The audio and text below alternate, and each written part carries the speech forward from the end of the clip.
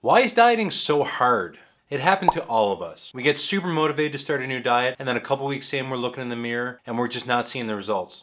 We throw in the towel, we quit, this just ain't for us. It's not worth it. Sound familiar? I've said it 1,000 times.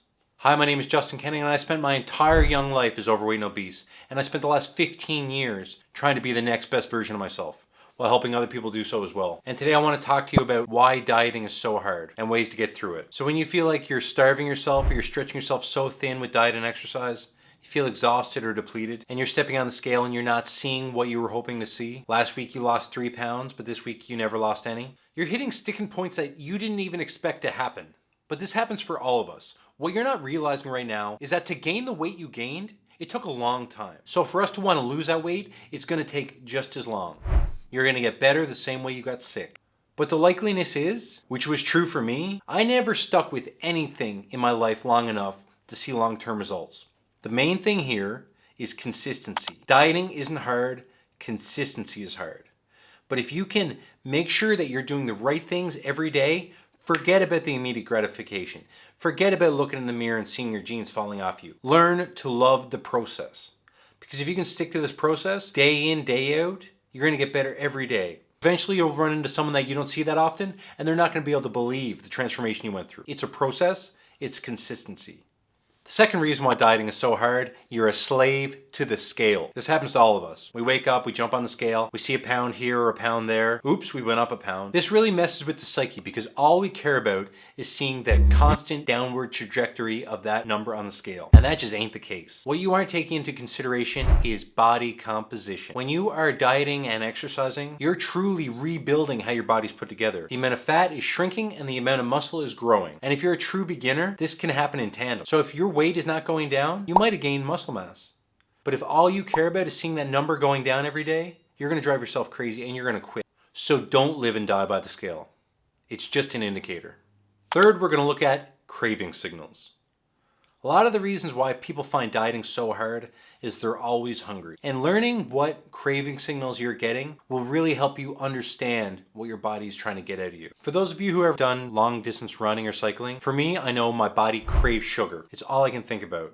Is trying to get that quick sugar back into the system that it burned off. Or any of you who've had a long weekend of partying. For myself, I know my body is craving like a leafy salad. Or in the wintertime, those cold, dark days of the winter, the body tends to crave carbohydrates.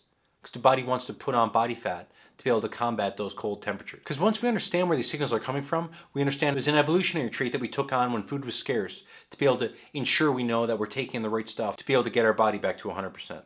For us, food is everywhere. So in the winter when you're craving carbohydrates, you just got to know that's a craving. And eating extra carbohydrates in the winter when you're doing a lot less exercise, you're not out walking and moving as much, carbohydrates is the last thing you're going to want to eat. So now that you understand where these cravings are coming from, and you understand how carbohydrates truly affect you, trying to make you gain weight, then you can choose your diet plan around that. You can stop falling into these traps. You are limited by your own beliefs. Dieting is hard because you're already putting a glass ceiling on yourself. You don't believe you were born to be fit. You spent so long in this body, you kind of believe it's part of you. I'm telling you, we all have impact over how our body feels. You have full ownership of what you put in your body and how you move your body. And if you truly believe, I know I did, that I wasn't blessed with the good genes, that everyone else ate as much as me but didn't get fat, you start to believe this stuff that you were just unlucky, which is not true. I got older and I started to realize people used to eat the same bad food as me. But when I went home, I kept eating, and they didn't. I used to think everyone was as lazy as me. But so many people were out there playing sports and running and out walking. They're moving so much more than me. But you only see a fraction of other people's lives, and you compare it to your own life, and you chalk it up to, I'm just unlucky. Therefore, this body that I'm in was destined for me. No. You're building these limiting beliefs. And I'm telling you, this is one of the most powerful things that once you flip that switch to understand that you're in control of everything you do with your body, it's a whole new world.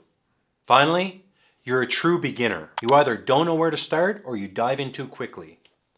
This is a dangerous place, and these are the people I highly recommend getting a trainer or a dietitian. Because when you don't know what you're doing, you fall into these all or nothing categories, where you eat nothing and you run 8 miles a day, thinking that's the only way to lose weight, which is truly unhealthy and makes you fall off that diet and go back to the old ways. It's these yo-yo diets that you get stuck in. If you could take anything from this video and give it a like if you agree, is that these yo-yo diets, this all or nothing mentality, will keep you in a boom and bust cycle. You'll quit, hate yourself, start over again, quit, hate yourself, start over again, and you get in this vicious cycle.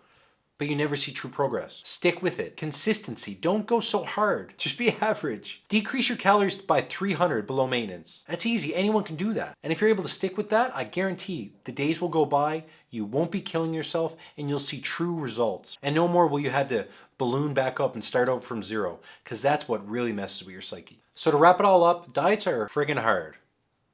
Changing your life is hard. But staying unhealthy in a body that you hate is hard. Choose your hard. Because you have total autonomy of how you look and feel.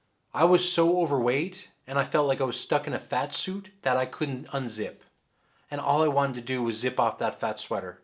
Because I didn't believe that a normal life was for me. But it was, and it's for you too. You just gotta make the step. You gotta understand that all you need to do is go day by day. Small changes. You got this. I'll see you on the next one.